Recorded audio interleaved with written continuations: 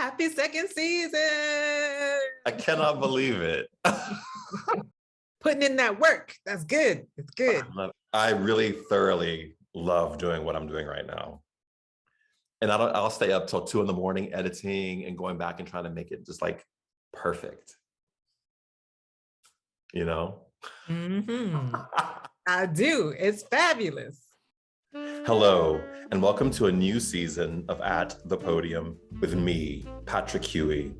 At the Podium is a multimedia platform that brings together people from a diverse background of lives, careers, and experiences who all share one thing in common. They have stepped fully into the transformative power of finding and raising their voices to make an impact on our world today. At the Podium holds a space for everyone to tell their stories, to be heard, and to bring us inspiration. Today, I'm thrilled to share the podium with Regina Bain. Regina Bain now serves as the executive director of the Louis Armstrong House Museum and Archives. She is an artist, leader, facilitator, and program designer with over 16 years of experience building nonprofit capacity for organizational growth. Previous to her appointment at LAM, Ms. Bain served as Associate Vice President of the Posse Foundation, a national leadership and college access program which helps to send teams of students, or posses, to top colleges and universities. At Posse, Ms. Bain helped to onboard and provide oversight for executive directors and Posse's 13 site offices, and she helped to double Posse's STEM initiative. Ms. Bain's efforts helped to increase Posse's national student graduation rates for 4 consecutive years. Ms. Bain is committed to social justice. She facilitates and trains others to facilitate conversations on social identity, leadership, and group dynamics. She leads the Yale Black Alumni Association and serves on the Yale Board of Governors. Ms. Bain earned her BA in African American Studies and Theater from Yale University and received her MFA from the Yale School of Drama. Ms. Bain was also the first guest to appear on At the Podium in season 1. Before we hear from Regina, I want to invite you to share At the Podium with the people in your lives. If you find our conversation today valuable, and I hope that you will, take a screenshot and share on your Instagram and tag @thepodium_Patrick Huey. Or if you're on Facebook or LinkedIn, share our links there. Your shares, likes, and 5-star written reviews help grow our audience and move us up the charts. I'm grateful for your support in this capacity. Okay, Regina, welcome to At the Podium. I feel like this is a homecoming because when we first had the idea of doing this podcast, you were the first person we interviewed. And you have bloomed ever since. Bravo. It's been such a journey, Regina. I can't even tell you how much of a journey the past. Well, we did it in February of 2021. Okay. So it's been almost a year and a half. Mm-hmm. And life. Of dedication and persistence and growth. For everybody. Mm-hmm. Everybody. When we first sat down, you had just started at the Louis Armstrong House Museum and Archives in Queens. It was the middle of the pandemic. I mean, we had kind of hoped that we were going to get out of it. And then I think we all kind of realized that we weren't going to get out of it. And then we were all literally trying to wrap our minds around what had happened in Washington, D.C. on January 6th. So that was the context of a year and a half ago. So I want to know how life has changed for you since that time. Much of it has not changed because I am I'm still in the midst of pandemic. I want to rise up and rise out, but I am cautious and conservative when it comes to my health and the well-being of myself and those around me. So I'm still a little bit inside of that and peeking out into the world. But one of the things that I am still conscious about, and the change for me is how grateful I am to have the things that I have and to be able to experience the things that I can. Mm. Because for a while, those things were taken away, those people were taken away. And so when I get a second chance to experience, to be with, to connect, I'm so thankful for that. That ability to come together and touch people is so precious now. Mhm. It is, and it's fragile. So I'm struck by the fragility, the fragility of life, the fragility of my life, of the people in the elders in my life, the fragility of them, the fragility of our institutions, and how quickly they can break down. That's something that I have definitely been struck with, how fragile beauty is and how it has to be cultivated. Beauty is fragile and It's must be fragile. cultivated. It's fragile. Were you Even surprised? when it seems rooted, even when it's, because there's a strength, a beauty of strength, but even that is fragile. I think about that, especially related to Black women. The beauty of Black women is often in our strength, and how we root down and we forge forward and we join hands and we make things happen. And we are fragile and must be treated with care and must treat ourselves with care. And the institutions that we help to build that are related to health, that are related to racial well-being, that are related to democracy, that so many Black women are at the helm of in some ways, maybe not in name, but in work, is fragile. And we have to continue to have care. The last time that you and I spoke, you were reading Their Eyes Were Watching God by Zora Neale Hurston. And she supposes in the book, she states in the book that Black women are the mules of the world, which I think you're saying in a different way about the fragility and the beauty and the necessity of what Black women bring to the world and have brought to the world. I mean, Black women raised white women's babies and then went home at night and took care of their own children. And that continues to this day. That has not stopped. And so I think it's interesting how you note that there is that fragility, particularly by those that are forgotten or overlooked in society. Moments like we've lived through really show the vulnerability of that.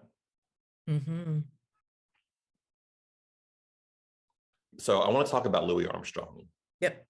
Because you've had a year with him, an intense year with Louis Armstrong.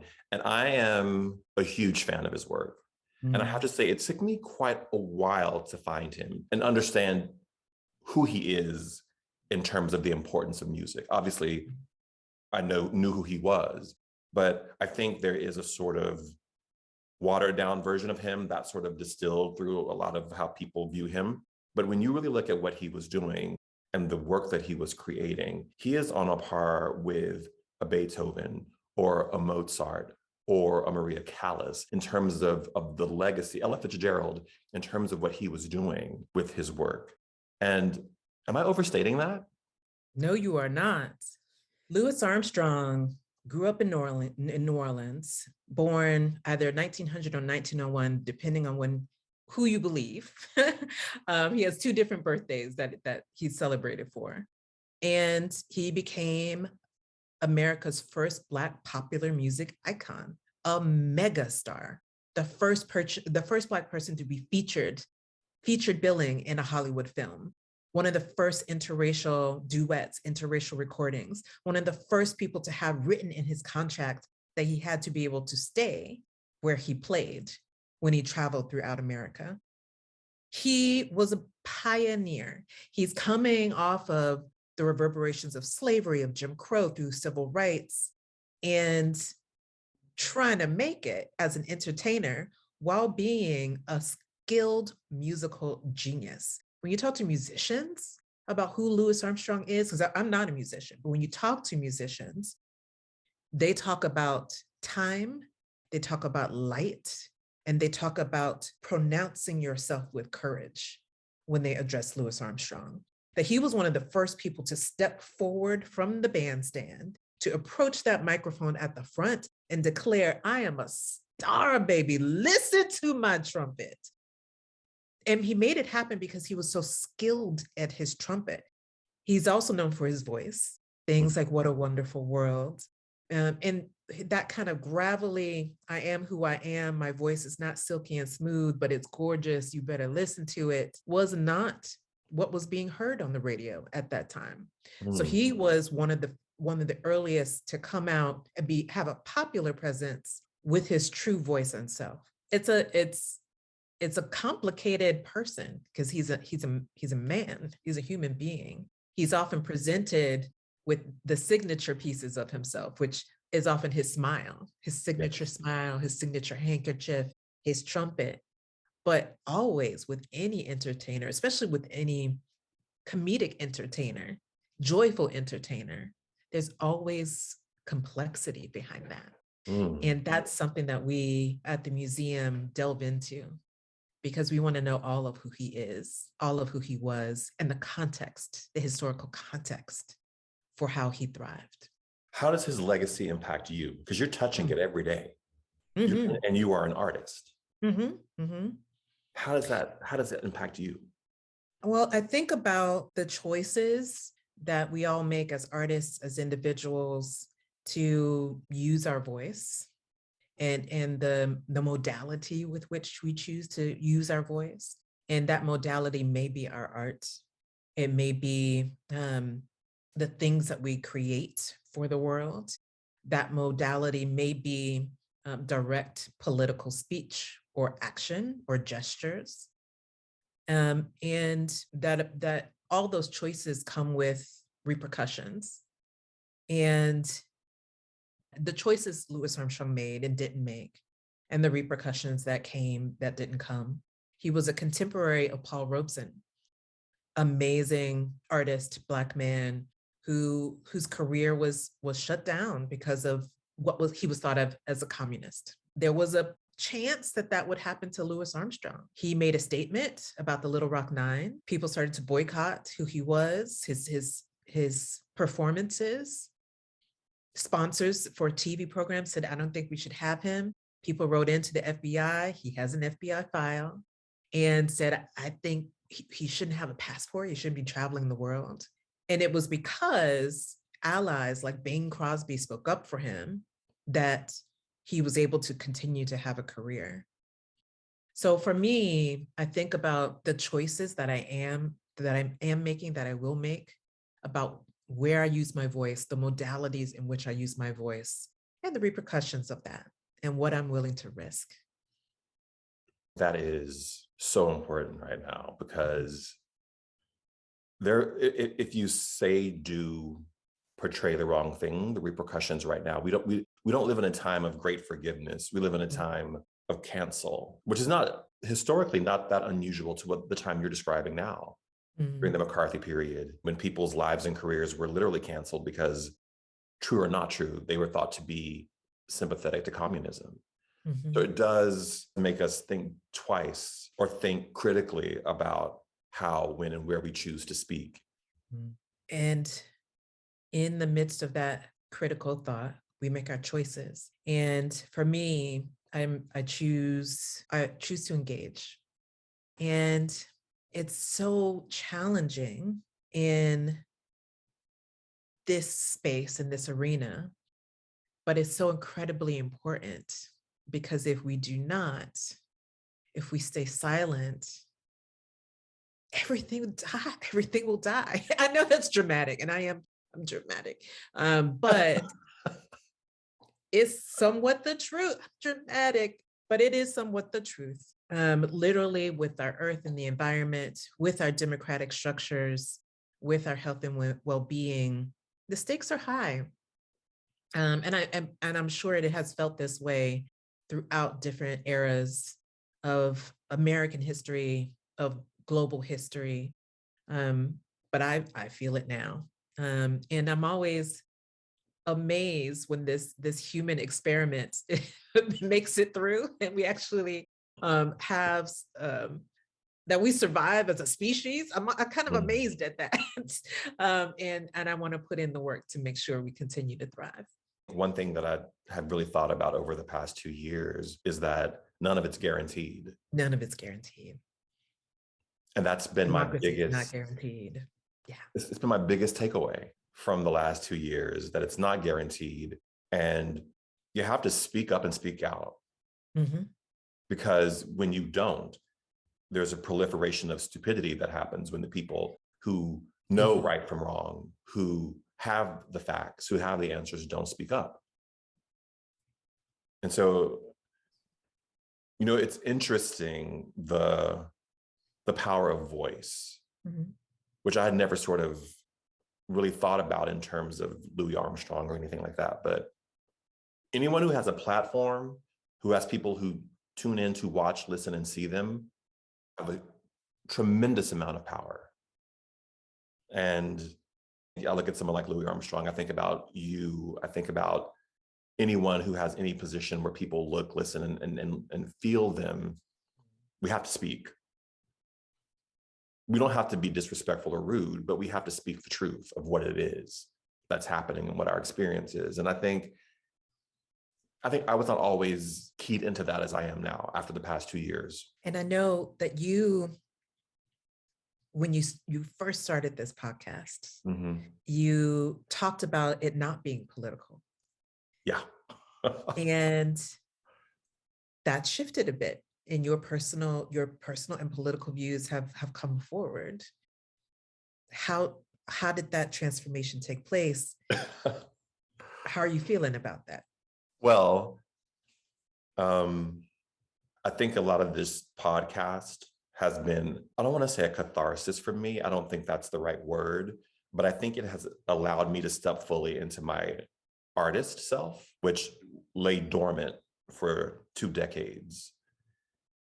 And when I started to talk to people, when I started to write my newsletters, I couldn't help but speak the truth as I live it and breathe it and see it. And to your point, I couldn't be that concerned if people liked it or didn't like it.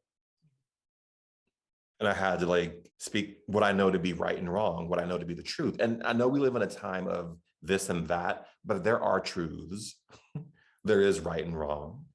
And again, it's not about destroying another person or annihilating another person who doesn't agree with me, but it's stating what I believe and what I know to be true and stating it with conviction. And so that had to shift as I started to develop and grow, as I started to tap into the parts of myself as an artist that I don't think I would have applied to myself over the past 2 decades and until I started doing this podcast, honestly. And when I started waking up that part of myself, I had to speak my truth. That last time we talked, I was like, I didn't go too deep into my thoughts about September or January 6th. And now I'm like, well, that was incredibly crazy and incredibly wrong. And it is literally a textbook case of treason. And we have to say that, because if we don't, we normalize it. Mm-hmm. If we don't call it by its name, we make it normal. And I think that's what we have to start doing. And that's why we have, we have to just call a thing a thing. Yeah. Agreed. And I think that's part of what has made this podcast so successful. But I'm curious what you think about that. So it has been successful. This podcast has been downloaded, thousands of views on all the social media platforms. People are responding. Yeah. Why do you think that is? I think a lot of it has to do with the people who come on, like yourself. I think it's so funny that you say that, because literally I get emails, texts almost daily now from people who will say, this is changing my life. What this person said changed my life. And so I think part of the success of the podcast has been the people who've come on and who have willingly shared parts of their lives with me as the factor for people listening. So I think that's been part of it. I also think, and I felt this way from the beginning. I also think that I wanted to have a space where people could talk freely without judgment. So I've had people come on and say things that I do not agree with, right? I've shot 40 or so of these right now. So I'm not going to agree with everything that the last 40 people have said, but to create a space for people to speak their truth and not beat them up for it, not sensationalize it, not make them feel badly because they have a point of view that's different from mine. I think we don't have that kind of discourse right now. So I think anywhere you can bring people in together to talk, I think is really important. But I really think it's the people who've come on and who take the ride as far as they want to take it, you know? You have some cool friends. I have some cool friends. I think what also helps is you and who you are and the space that you create. And I think part of what you've cultivated for yourself is this incredible community, but this incredible sense of taking a leap of faith. Yeah. So you recently moved from California to Boston. Oh, yeah. Very different climates in multiple ways, not just environmentally. And so I'm curious about that transition in your life and about just broader leaps of faith that you've taken in your life, what that means to you. It's been really hard. And it's so funny because I've been writing this book about embracing change and plan B and all of that, which I 100% believe in. But as I've been going through this process at 51 years old, I'm like, oh, this is not as easy as it used to be, you know? And it's been a challenge. It's been a huge challenge. And it makes me have even more respect for people who really can embrace the different things that come their way in their lives. But it's been hard. I'm not gonna lie, it's been really hard. It's taught me a lot about myself. But I embraced it because that's, you know, I can't talk about change and then be mad about change. It's just really hard. And I think, you know, when people are going through change, you have to give them a lot of grace. And when you're going through change, you have to give yourself a lot of grace because it is not easy. And I think a lot of it's complicated by the fact that we just don't know. We just don't know in terms of how I'm still discovering how I've shifted over the past 2 years, how I've been impacted by the things that I've seen and witnessed through the last 2 years of this pandemic. And I think that is still being unraveled within me. And I know everyone's like rushing to get back to the way life was before. But you don't just turn a page on something like that, or at least I can't, without really trying to wrestle with what it all meant and what, you know, how I shifted in that. I mean, how did the last 2 years affect you? It taught me a lesson in what it means to be alone and how important other people are. So I'm an introvert. I love quality alone time. I actually not only love it, I need it in order to thrive. I think I was built for a pandemic in some ways. I'm like, oh, I have the skills to survive. I have the skills to survive this. I'm good. And there are limits to that. there are limits to aloneness, and or to circles being coming in. And I learned how critically important family is. It's just absolutely central to life. I would see, I mean, of course, I have experienced that in another way during this pandemic. It has definitely changed me and how I move through the world. I remember the first time I traveled alone internationally overseas, and I remember I remember writing something that said, I feel I'm experiencing nostalgia for the loneliness of it, for the aloneness of it. I miss it. It was a thing of beauty, something to hold on to and remember. And I experience loneliness like that as a thing of beauty, something to look at, something to learn from. But there are limits to that beauty. And I think that's something that we as a nation, especially young people, are experiencing that right now. That how to thread the needle between the beauty of aloneness and the destruction of it. Ooh. We don't know how to do it yet, but I'm hopeful that people are awakening to the question of it and are in the midst of that struggle, that good struggle. There is beauty in melancholy. There's beauty in I love it. I love Yeah. melancholy. Yeah, I do. Yeah, I mean, it's why people love sad movies. Mm-hmm. It's one of the things I miss about Florida. I miss thunderstorms. Mm. I miss gray skies with power in the sky. You there are storms up north, but they are of a different nature. There's something about thunderstorms in the South in Florida that brings up melancholy for me. And I love it. I think people fear melancholy because there is a strength that is required to sit in a space of silence, in a space of reflection, which I equate with melancholy.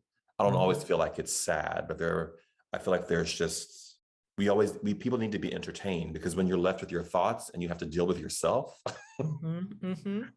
people are not usually built for that. It's like, no, I'm not thinking about that. No. But for me, the other side of it is joy. And so I thinking about the continuum of life and the balance of life, I need quiet, introverted, silent, melancholic, nostalgic moments. And then I need to let that go and I need to burst into life with joy, complicated joy.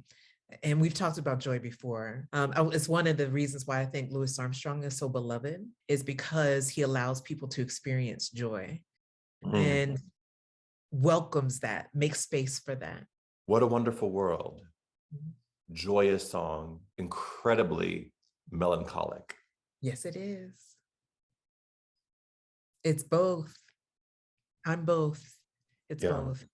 I think we get to be complex. Okay, you just talked about joy.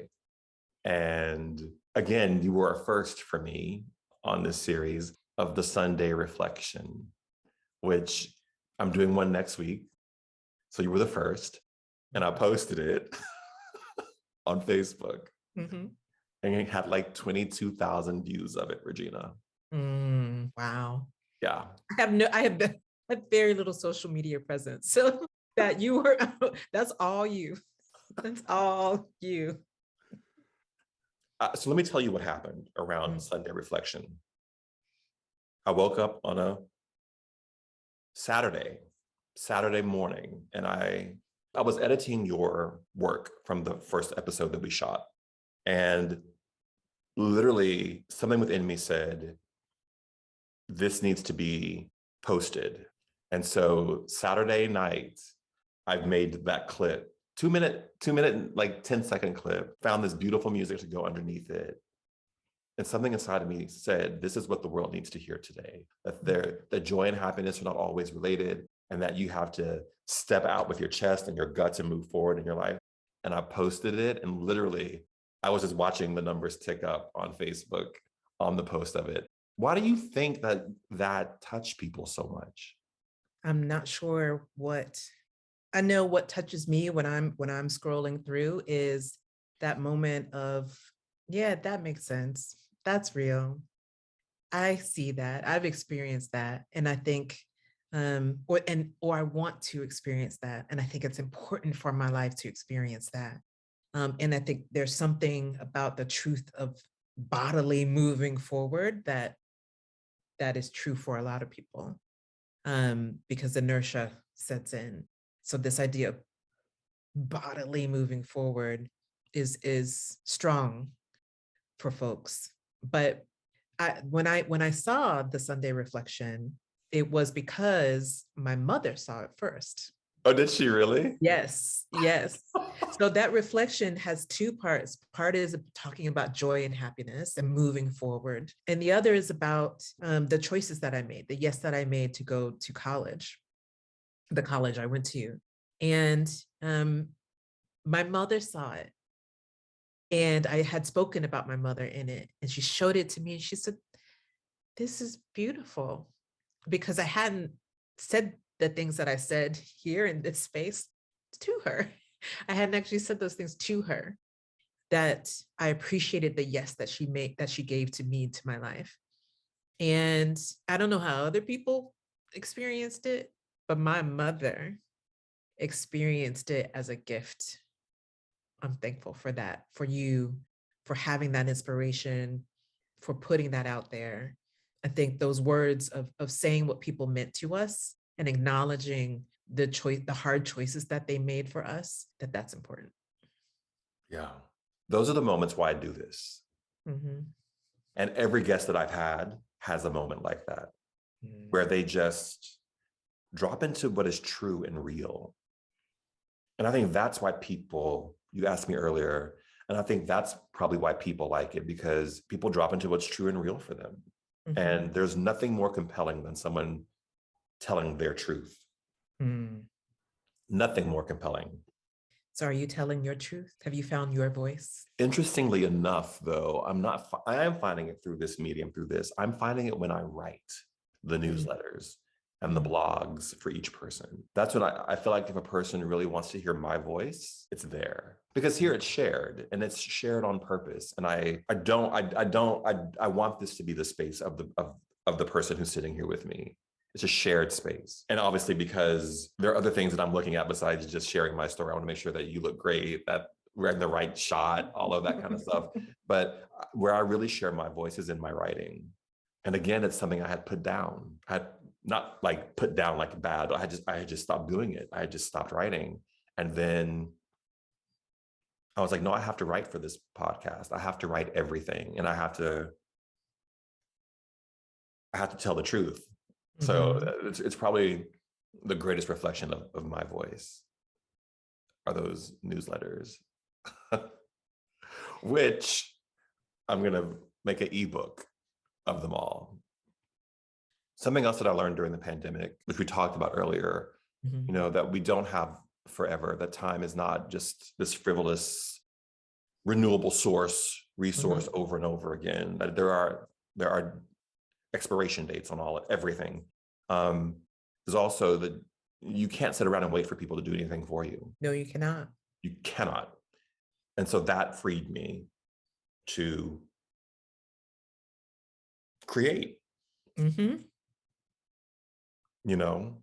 that's the real creativity. The drive to create is there no matter what. No matter what. And it has to happen.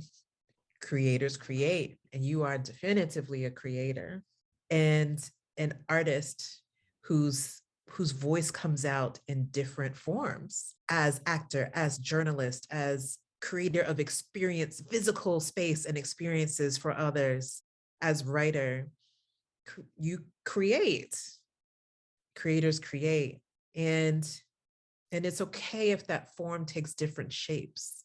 What I really appreciate you saying is that this is a shared space. This conversation is a shared space, but then you are taking the writing as a moment of reflective space that is about your voice. Yeah. And I love that you are doing that, and recognizing that is what that writing is about. I used to journal back in the day, and I've started really missing that and acknowledging that I have not written down my perspective on life in a bit. And just because we have an archives as a part of the Louis Armstrong House Museum, and it's full of music, and it's full of pictures, and it's full of audio recordings. Writing is what is critically important, and we have to write our stories, as well as all the other mediums that we take on. It's Writing things down, critical. critically important. So I'm glad you're doing that.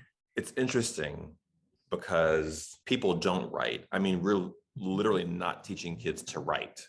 Yeah. The art of cursive writing. Yes. What a sad thing. What a sad thing. Because if we don't write, there is no history. And words are recorded in other mediums, in digital media, which is excellent and hopefully long lasting. It may not be, because modes of digital media become obsolete, and ways of accessing them become obsolete. So we have to actually print pictures and write letters, and have those things that you can hold in your hands from an archival perspective, to along with the digital, to keep history.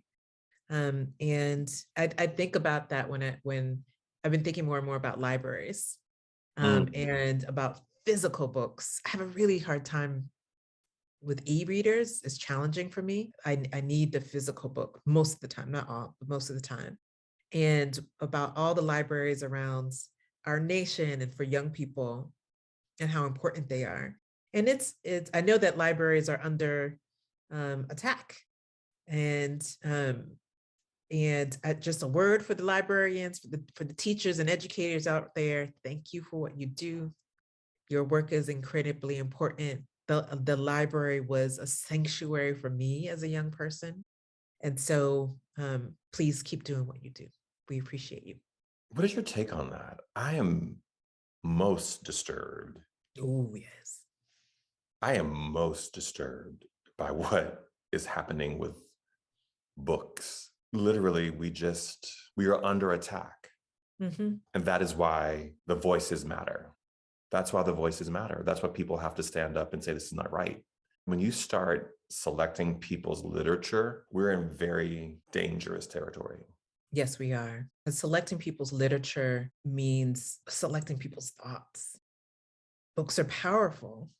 And that's why they're being banned, because they are powerful.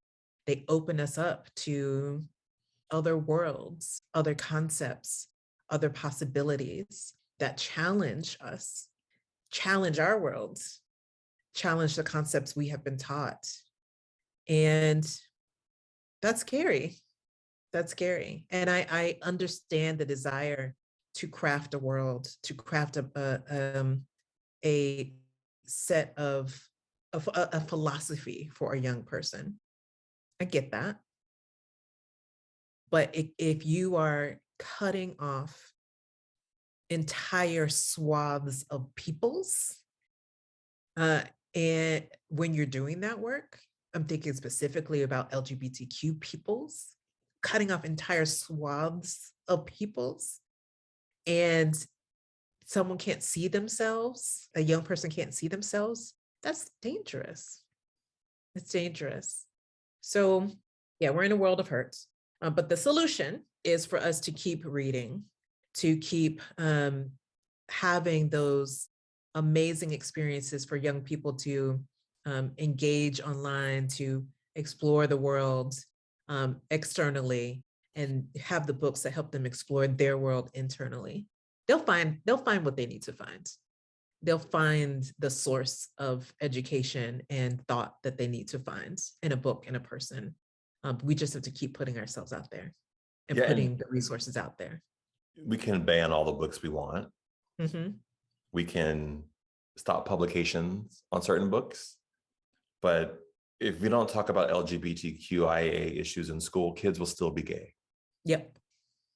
Kids will still be queer. Kids will still be straight. If we don't give kids sex ed, they're still going to have sex. So all of this world making and myth making that parts of the country seem to be engaged in right now is smoke and mirrors. Yes, we have some work to do. We Yeah, have some some work work to to do. do. Regina, the second season of this show is about finding the voice, Yes. finding one's voice, which is not unrelated to what we were just talking about, because I think writing is a voice. An author's perspective is their voice. You work with a man who had a unique voice, a voice that will resonate for centuries to come, probably. Where have you found your voice? And if you have, what do you want? What do you want to say? What, now that you have the mic, what do you want us to? What do you want us Oh my goodness, passing me the mic. to? I want to say thank you. Thank you to you. Thank you to family. Thank you to mentors and teachers. Thank you to peers. Thank you to artists who put their work out there. Thank you, thank you, thank you for your vulnerability and drive that have taught me who I want to be. I want to say it's really good to pass the mic to someone, to other entities.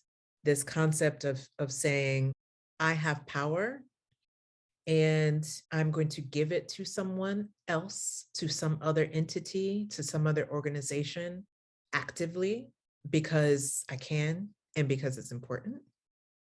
I think that is a critically generous act that will weave us together as a nation. We have to pass the mic, to pass the power every now and again. I want to say I'm curious about justice. And that's one of the concepts that, of course, is always there, but I am thinking about now in the context of the ongoing fight for racial justice in America, but also in the context of all the interpersonal frictions that happen, and what restorative justice means, and what restorative justice means for the interpersonal, for criminal justice, but for us as a nation. And I'm curious to delve into the concept of justice, and I hope that we all take that on as Americans, because our concept of American justice is very specific. And I think those are the things I want to say with my microphone. Thank you for passing it to me. I want to know, what was your take on Will Smith and Chris Rock? It made me sad. It made me sad. It made me sad for Will and Jada and Chris and their families. It made me sad for all of us who had to watch that moment play out again and again as it was reported on. It made me sad. That's the biggest takeaway for me.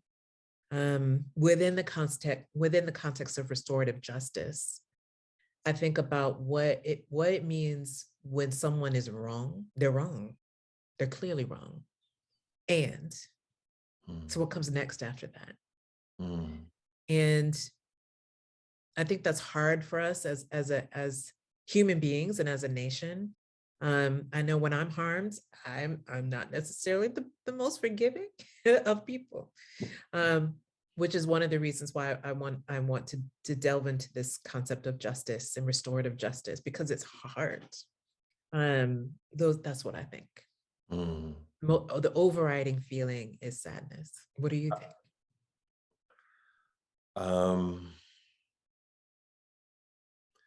I thought it was a really bad day for Black men. I thought there's so many tropes about the angry Black man, about the violent Black man, that image reinforced. And I thought how demeaning that must have been for Chris Rock to be hit in the face on worldwide television, billions of people watching, to have your pride just diminished. And I thought about all of the children at home whose mothers are being abused, who saw that and who know that vocabulary and understand what that means. And I thought this is a very, very sad day for Black men, for Black people, for people. that we had this moment. I mean, they were ready to crown him the king of Hollywood. And in that moment, his reason left him. And I was like, this is a really bad day. And I was actually depressed about it for a couple of days. And it made me think, because this is how my mind works. I thought, well, we have two examples of how people can respond when their wives are under duress. And that was watching how Dr. Patrick Jackson responded when his wife was up for her nomination for the Supreme Court, and he had to sit there and take it and not respond. And then we have the other example of what you can do when your wife is attacked in your view. You can lash out. And to me, it was very two distinct options for what manhood looks like and how you choose to execute, how you choose to embody what it means to be a man in the world right now. For me, as a woman, I looked at it outside of manhood. I have that privilege. And what I saw was just pain, just raw pain. And I thought about Black people. And then I said, this is about pain. And that's a privilege that I have, not being a Black man. It definitely touched a chord because people are still talking about it. And that was over a month ago. Mm-hmm. It will be interesting to see historically what comes after. Mm-hmm. We don't know that now because we're living it, but what will shift, mm-hmm. and how we will look back at that and go, oh, that was the moment when this led to that. Because I think it's one of those moments. I really do. I hope it leads to something better for all of us, for all of them. Regina, thank you so much. Thank you for having me, for making space for good thoughts, conversation, reflection, struggle. Thank you. More of that to come. So thank you, Regina, again, for this season, the season before, the 25 years before. I value you. I have immense respect for you and your knowledge, and your view and your words, I think, are really what the world needs right now. So I'm glad you come on here and share a little bit with us. Thank you. To those of you, I miss you too. I need to get to New York and see you. I mean, we're close, but we're not that close. But I need to come see you soon. To those of you who are watching or listening, remember, we all have a voice. So use yours wisely. Thanks, Regina.